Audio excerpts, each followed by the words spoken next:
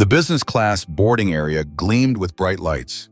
A middle-aged CEO in an Armani suit and Rolex watch sighed irritably as the line stopped moving. Ahead of him, a young mother in a cheap jacket struggled to carry her small child while dragging a worn suitcase. She asked the gate agent for a few more minutes to fold up the baby stroller. The CEO smirked, dropping a mocking comment. Typical lower class, just slowing everyone else down. No idea why they let people like this into business class. On the plane, he continued taunting when he saw her struggle to fasten her child's seatbelt. Ever been on an international flight before? You look pathetically helpless. The mother bowed her head, silently holding her child close. Suddenly, the engine exploded. Black smoke filled the cockpit. The captain collapsed unconscious. The plane nosedived. The CEO screamed in panic. The mother handed her child to a flight attendant and walked straight to the cockpit. The radio crackled. Her voice rang out, clear and cold.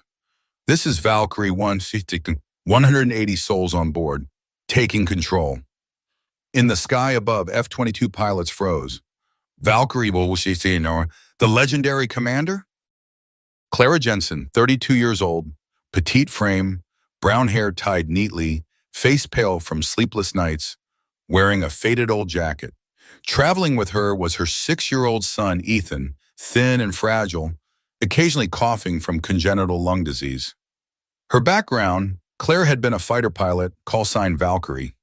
She and her husband, James Jensen, both belonged to an elite NATO squadron.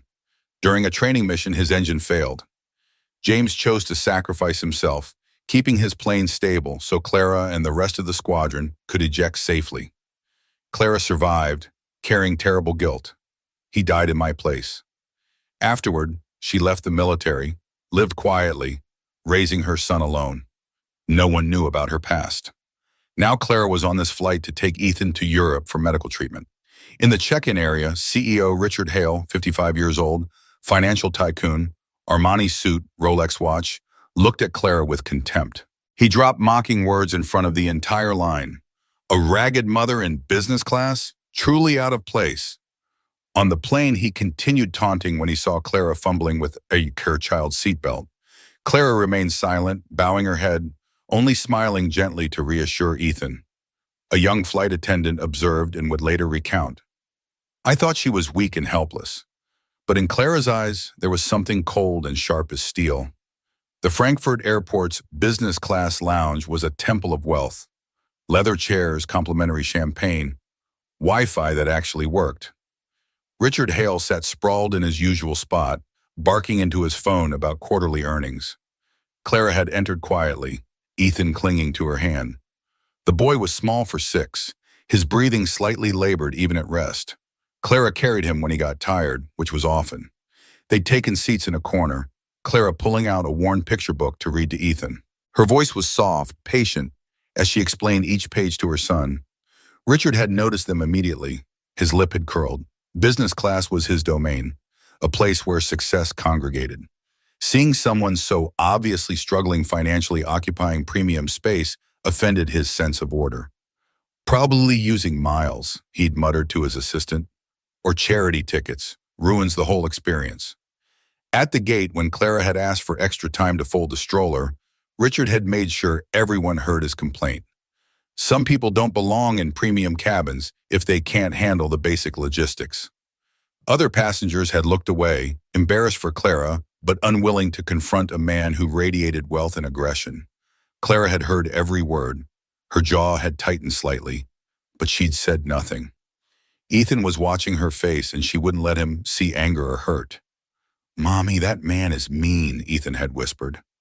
"Some people are," Claire had replied quietly. "But that's their problem, not ours." On board, Richard had ended up 3 rows behind Clara.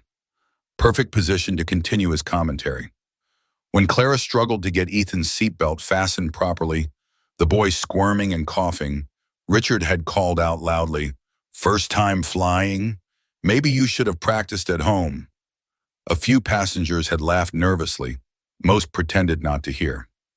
The flight attendant, Sarah Mitchell, 24 years old and new to international routes, had approached Clara. "Can I help you with that?" "Thank you," Clara had said softly. His lung condition makes him anxious about anything tight around his chest. I'm trying to make it comfortable. Sarah had helped adjust the belt, then leaned close. Don't let him bother you. Some people just need to feel superior. Clara had smiled. I've dealt with worse. Sarah would remember that smile later. It hadn't been weak or defeated. It had been knowing, like someone who'd seen things that made a rude CEO seem trivial. Sarah Mitchell, the flight attendant, who would later tell investigators, I thought she was just a struggling mother, but when our eyes met, I saw something different. She had the eyes of someone trained for crisis, calm, assessing, ready. I didn't understand it then, but I do now. Mid-flight over the Atlantic, the sky was calm. Suddenly, a massive explosion rang out from the left wing. The engine burst into flames. Black smoke rolled into the cockpit. Alarm bells shrieked deafeningly. The plane shook violently. Passengers screamed. Oxygen masks dropped. The captain choked on toxic smoke, collapsing unconscious. The first officer trembled, hands flailing across the control panel, accidentally hitting the wrong button and sending the plane into a steep dive. The cabin descended into chaos. Passengers held each other crying. CEO Richard screamed, "We're all going to die." Clara held her son tight, her eyes determined. She whispered to Ethan, "Mommy has to do something. You need to be brave." Clara handed Ethan to the flight attendant. "Take care of my boy." She stood up, ignoring the panicked stares of everyone around her, and walked straight to the cockpit. In that moment, the CEO's earlier mockery echoed back. Clara placed her hands on the controls, took a deep breath, then grabbed the radio microphone. "This is Valkyrie One, 180 souls on board, taking control." In the sky above, F-22 pilots on patrol were shocked. "Valkyrie, our legendary commander?" Chief Flight Attendant Sarah would later recount, "My hands were shaking violently. I thought I was going to die. But when I heard her voice, I suddenly stood straighter, like a real commander was in the cockpit." The explosion had happened without warning, the way catastrophes always do in aviation. One moment, the flight was routine. Dinner service about to begin, movies playing on seatback screens, the gentle hum of jet engines at cruise altitude. The next moment, hell. The left engine had suffered what investigators would later call a catastrophic turbine failure. A single blade had broken free, puncturing the engine housing, severing fuel lines, igniting a fire that spread with terrifying speed. Captain David Morrison, 30 years of flying experience, had immediately begun emergency procedures. But the smoke had been thick, acrid, overwhelming. He'd taken 3 breaths before his lungs seized up and he'd collapsed across the controls. First Officer Kelly Brennan, 5 years out of flight school, suddenly found herself alone with a dying aircraft and 180 souls who depended on her. She'd keyed the intercom, her voice breaking. "Ladies and gentlemen, we have an emergency. Please remain calm and follow crew instructions." But she wasn't calm. Her hands shook as she tried to stabilize the plane. The controls weren't responding properly. Warning lights blazed across the instrument panel like a Christmas tree of death. "Mayday, Mayday, Mayday," she transmitted. "This is Transatlantic Flight 447. We've lost Engine 1. Captain is incapacitated. We're in an uncontrolled descent." In the cabin, absolute pandemonium. People screaming, praying, crying, calling loved ones on their phones to say goodbye. Richard Hale, the man who'd spent the boarding process demonstrating his superiority, was now weeping openly. "I don't want to die. I have so much left to do." His assistant sitting beside him was frozen in shock, unable to even speak. Ethan, Clara's son, was coughing harder now. The stress and adrenaline were triggering his lung condition. Sarah held him close, trying to keep him calm while her own heart hammered with terror. "Where's my mommy?" Ethan kept asking. "She's helping," Sarah said, though she had no idea what Clara could possibly do. In the cockpit, Clara had pushed through the door with the emergency override code. She'd seen it on the wall placard, memorized it in the 2 seconds it took to walk forward. First Officer Brennan had looked up, eyes wide. "Ma'am, you can't be here." "Move aside," Clara had said calmly. "I'm a pilot." "You're a passenger. I can handle." "You're in a death spiral and you've got maybe 90 seconds before this plane is unrecoverable." Move. Now. Something in Clara's voice, in her absolute certainty, had made Brennan shift to the side. Clara had slid into the captain's seat. Her hands had found the controls like greeting old friends. The muscle memory was still there, buried under 6 years of civilian life but instantly accessible. She'd scanned the instruments. Airspeed too high, altitude dropping rapidly, engine 1 out, engine 2 at maximum thrust trying to compensate. Hydraulics compromised. 1 aileron stuck. Bad, but not unfixable. She'd reach for the radio, switch to the emergency NATO military frequency that she still remembered and transmitted. This is Valkyrie One, 180 souls on board, taking control. At NATO air traffic control in Virginia, every head had turned toward the speakers. Did she just say Valkyrie? A controller whispered. Run authentication, the shift commander ordered. Now. Above the Atlantic, Captain Marcus Hawk Rodriguez, flying patrol in his F-22, had heard the transmission and felt his blood go cold. He'd flown under Valkyrie's command 8 years ago, had learned advanced combat maneuvers from her, had watched her execute impossible missions with a calm precision that had made her legendary. Control, this is Hawk. I just heard Valkyrie's call sign. She's been inactive for years. Can you confirm? Running authentication now, Hawk. Stand by, Shama. In the cockpit of the dying commercial jet, Clara was already working. She'd reduced thrust on the good engine, used the rudder to compensate for the asymmetric power, and was carefully bringing the nose up. The plane shuddered, fighting her, but she was stronger. She'd flown through worse. First Officer Brennan watched in awe. How are you doing this? Because I've done it before, Clara said simply. Strap in, this is going to be rough. She keyed the intercom. Ladies and gentlemen, this is the pilot speaking. Sit down, fasten your seatbelts, and hold on. We're going to make it through this. And for the first time since the explosion, people believed it. Because that voice didn't sound scared. It sounded certain. News spread through the cabin. That mother, she's flying the plane. CEO Richard froze, his face drained of all blood, staring at Clara with stunned eyes. Clara calmly operated the controls, her fingers moving as if awakening dormant memories. She transmitted emergency signals, sent Morse code using lights, applying her old pilot skills. F-22 pilots radioed back to base. We confirm the voice. It's Valkyrie, the commander who once led squadrons through impossible missions. The dismissed mother turned out to be a legend who disappeared after the accident. CEO Richard, who'd mocked Clara in front of everyone, now trembled, gripping his seat and praying with every command she gave. Clara guided the plane through chaos, directing an emergency landing at the nearest NATO base. When the wheels touched ground, the cabin erupted with crying and prayers. CEO Richard sat slumped, unable to look up.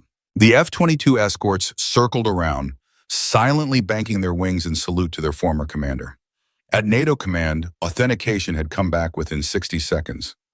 Voice match confirmed, biometric analysis positive. That's Clara Jensen, former major, call sign Valkyrie One. She's flying that commercial jet. The room had erupted in controlled chaos. Get me everything on her current status, the shift commander ordered. Why is she on a commercial flight? Why isn't she active duty? A young analyst had pulled up her file. Sir, she resigned 6 years ago after her husband, Captain James Jensen, was killed in a training accident. She's been off the grid since. Find me everything, her location, her destination, why she's flying commercial. And get our F-22s to that position now. Hawk had already broken formation and was accelerating toward the coordinates. His wingmen followed without question. On the commercial flight, passengers were beginning to understand what was happening. Sarah, still holding Ethan, made an announcement over the intercom. Ladies and gentlemen, the woman who just entered the cockpit is a former military fighter pilot. She's taking control of the aircraft. Please remain calm and follow all instructions. The cabin, which had been pure hysteria, suddenly fell into stunned silence. The mother? Someone whispered. The one with the sick kid? She's a fighter pilot? Richard Hale felt his world tilting. The woman he'd mocked, the one he'd called pathetic and helpless, was currently the only thing standing between him and death. His assistant, recovering slightly from shock, looked at him. You were pretty cruel to her at the gate. Richard couldn't respond. Shame and fear warred in his chest. In the cockpit, Clara was working through the emergency with methodical precision. First Officer Brennan, I need you to handle communications with ground control. Tell them we're declaring an emergency and need priority landing at the nearest suitable airfield. Yes, ma'am. Brennan's voice was steadier now. Having someone competent in command had calmed her considerably. What's your name? Kelly, Brennan. Okay, Kelly, you're doing fine. Just follow my lead. We're going to get everyone down safely. Clara checked the instruments. The damaged engine was still burning, but the fire suppression system was containing it. Engine 2 was running hot from compensating, but it would hold. They were losing altitude steadily but controllably. She calculated the glide ratio, the distance to potential landing sites, the fuel remaining. Kelly, where's the nearest military airfield? Checking NATO base in Iceland, about 200 kilometers northeast. Perfect. Set course for Iceland. Tell them we have an engine fire, partial hydraulic failure, and we need emergency services ready. Copy that. Hawk's F-22 appeared alongside the commercial jet, close enough that Clara could see him in the cockpit. He waggled his wings, the traditional pilot greeting. Clara smiled despite everything. Hawk Flight, this is Valkyrie. Good to see you. Good to hear your voice, ma'am. We're escorting you in. You've got full support. Appreciated. Tell base we'll need medical on standby. I've got a passenger with smoke inhalation and others with injuries from the turbulence. Wilco, Valkyrie, we've got your back. In the cabin, passengers could see the F-22s outside the windows. 4 of them now, flying in perfect formation around the damaged commercial jet. They're protecting us, someone said, voice filled with awe. Sarah had brought Ethan to the cockpit door, holding him where he could see his mother. Your mommy is a hero, she told him. Ethan, eyes wide, watched Clara's hands moving confidently over the controls. My mommy can fly anything, he said proudly. Clara had glanced back, seen her son, and smiled. Hey, baby. Mommy's working right now. Be brave for me. I'm brave, Ethan said, then coughed. Like you. Clara's eyes had misted, but she'd blinked it away. No time for emotion. She had a plane to land. 25 minutes later, the NATO base appeared on the horizon. Clara had lined up for approach, compensating for the dead engine, adjusting for crosswinds, guiding the massive aircraft with a delicate touch that seemed impossible given the circumstances. All passengers, brace for landing, she announced. This will be rough, but we're going to make it. The runway stretched ahead. Emergency vehicles lined both sides, lights flashing. Every piece of firefighting and rescue equipment the base owned was mobilized. Clara brought the nose up, flared perfectly, and the main wheels kissed the runway with barely a jolt. She reverse thrust on the Gaude engine, used brakes carefully to avoid skidding, and brought the aircraft to a stop with 500 meters of runway to spare. We're down, she said simply. The cabin exploded with sound, crying, cheering, praying, thanking. People hugging strangers, the release of terror into joy. Richard Hale sat with his face in his hands, shoulders shaking. His assistant patted his back awkwardly. Outside, the F-22s did a victory roll before peeling off to land at the base. Emergency crews swarmed the aircraft. The captain was evacuated first, still unconscious but alive. Several passengers needed medical attention for injuries sustained during the dive. When the doors finally opened and stairs were rolled up, Clara emerged carrying Ethan. She looked exhausted, her cheap jacket rumpled, her face streaked with sweat, but she was smiling. At the base of the stairs, a NATO commander waited. He saluted. Major Jensen, welcome back. Clara shifted Ethan to one hip and returned the salute. Just passing through, Commander. But thank you. Behind her, passengers deplaned in silence. As each one passed Clara, they nodded, some touching her shoulder, others just looking at her with profound respect. Richard Hale was last. He stopped in front of her, unable to meet her eyes. I'm sorry, he choked out. I was cruel, unjustifiably cruel, and you saved my life anyway. Clara looked at him steadily. I didn't save you because you deserved it.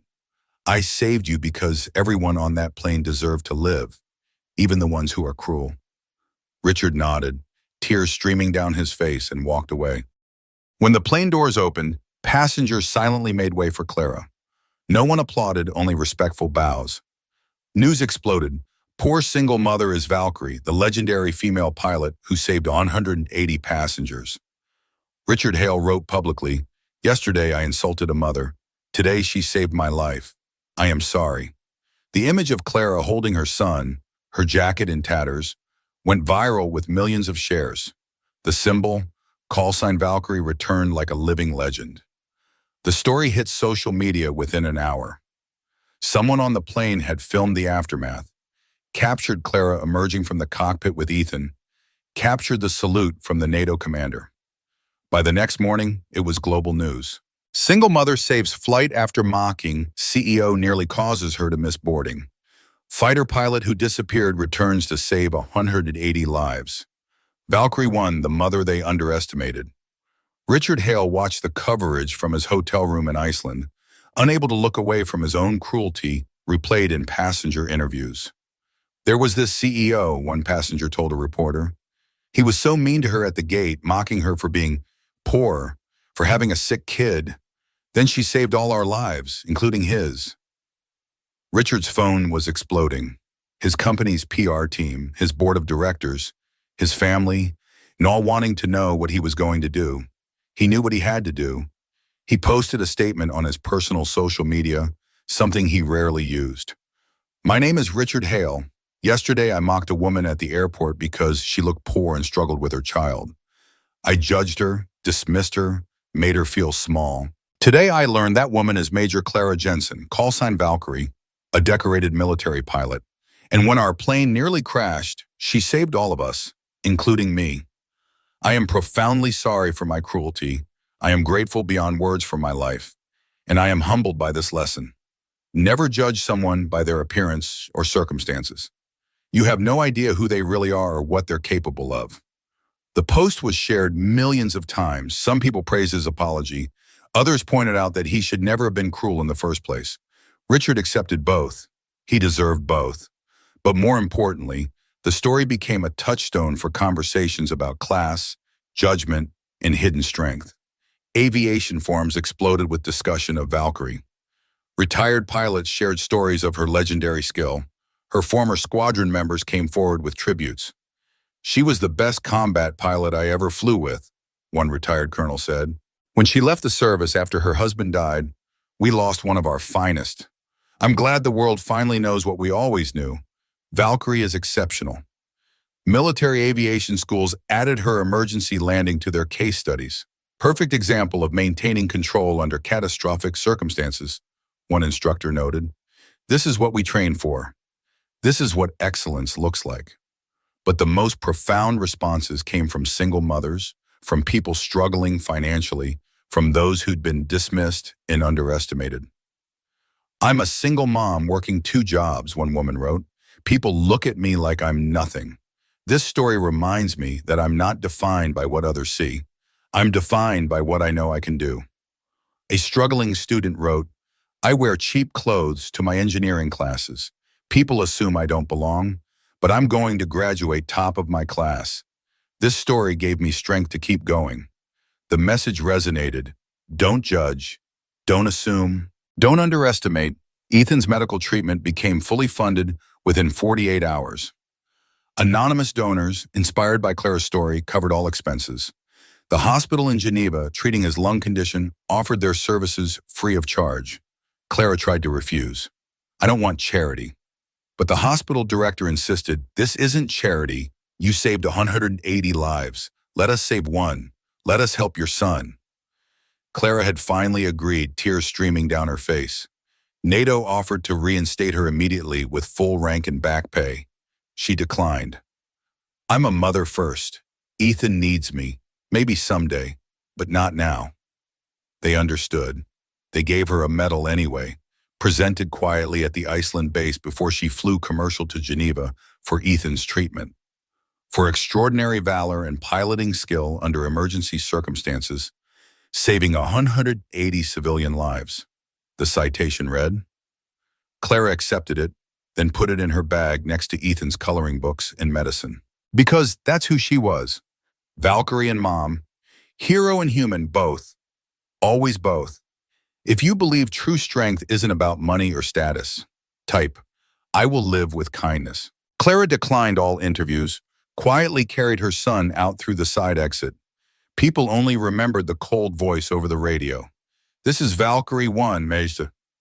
120 souls on board. A passenger wrote, the greatest revenge isn't shouting at those who dismiss you, but saving them with your own life. The symbolic closure, call sign Valkyrie, became a legend, recorded again in training manuals. The lesson, true strength lies not in money, status, or appearance, but in skill, will, and courage. 6 months later, Clara was living in Geneva while Ethan underwent treatment. The Swiss mountain air was good for his lungs. The doctors were optimistic about his prognosis. She'd taken a part-time job as a flight instructor at a small aviation school, teaching civilians basic flying. It was peaceful work, uncomplicated, and it let her be home with Ethan every evening. One afternoon, a new student arrived for her first lesson. A young woman, nervous, clearly not wealthy based on her worn clothes and anxious demeanor. I'm sorry, the woman said. I know I don't look like I belong here. I've been saving for 3 years for these lessons. I promise I'll work hard. Clara smiled. You belong here exactly as much as anyone else. Maybe more, because you wanted it enough to sacrifice for it. What's your name? Jessica. Nice to meet you, Jessica. I'm Clara. Let's fly. They'd spent 2 hours in the air, and Clara discovered that Jessica was a natural. Smooth control inputs, good situational awareness, a calmness under pressure that couldn't be taught. After they landed, Clara said, You're going to be an excellent pilot. Jessica had looked at her with shining eyes. Really? You think so? I know so. Don't let anyone tell you otherwise. It was only later that Jessica learned who Clara was. When she realized her instructor was the legendary Valkyrie, she'd been speechless. Why didn't you tell me? Jessica asked the next lesson. Because it doesn't matter, Clara said simply. I'm just a pilot teaching another pilot. The rest is just noise. Richard Hale, meanwhile, had made significant changes in his life. He'd stepped back from daily operations at his company to focus on philanthropy. He'd established a scholarship fund for single parents pursuing higher education, named it the Second Chances Fund, without ever mentioning Clara publicly in connection with it. He knew he couldn't undo his cruelty, but he could try to do better going forward. 1 year after the incident, he received a letter. It was from Clara. Mr. Hale, it read, I've heard about your scholarship program. That's good work. I don't need your apology anymore if that's what you're seeking. What happened on that plane taught both of us lessons. You learned not to judge. I learned that I couldn't hide from who I was forever. We both grew, that's enough. I hope you continue to grow and to help others grow. That's the best any of us can do. Respectfully, Clara Jensen. Richard framed that letter. He kept it in his office as a reminder. NATO eventually created the Valkyrie Award for Emergency Aviation Excellence, given annually to pilots who demonstrated exceptional skill under crisis conditions. Clara attended the first ceremony, watched a young pilot receive the award, and felt proud. Not for herself, but for what the award represented, recognition that heroism comes in many forms, often from unexpected people. Ethan's treatment was successful. His lung function improved dramatically. He grew stronger, could run and play like other children his age. On his 8th birthday, he asked Clara, Mommy, will you teach me to fly when I'm bigger? Clara thought about it, thought about the sky that had given her so much joy and so much pain, thought about James, who died so she could live, thought about the responsibility of passing on that knowledge. Yes, she said finally, but first you need to understand something. Flying isn't about the plane or the controls or even the sky. It's about responsibility. Every time you fly, you're responsible for lives, your own, your passengers, people on the ground. It's a sacred trust. Do you understand? Ethan nodded seriously. Like when you saved all those people. Exactly like that. I want to be like you, Mommy. Clara pulled him close. You already are, sweetheart. You're brave, you're kind, and you don't let anything stop you. That's all Valkyrie ever was, just someone who refused to give up. Years later, when Ethan entered flight school, Clara would be there for his first solo. She'd watch him take off, circle the field, and land perfectly. She'd see in him the same natural skill that had defined her own flying. But more importantly, she'd see kindness, humility, strength without arrogance. And she'd know that this, more than any emergency landing or combat mission, was her greatest achievement. Not Valkyrie the legend, but Clara the mother, who'd raised a good human being while carrying the weight of loss and the burden of hidden identity. The call sign would live forever in aviation history, but the woman behind it, the one who'd chosen love over glory and family over fame, that legacy would live in her son. And that was enough. If you believe in stories that touch the heart like this one, leave a comment. And don't forget to subscribe to SN Quiet Stories. We tell the stories that shouldn't be forgotten.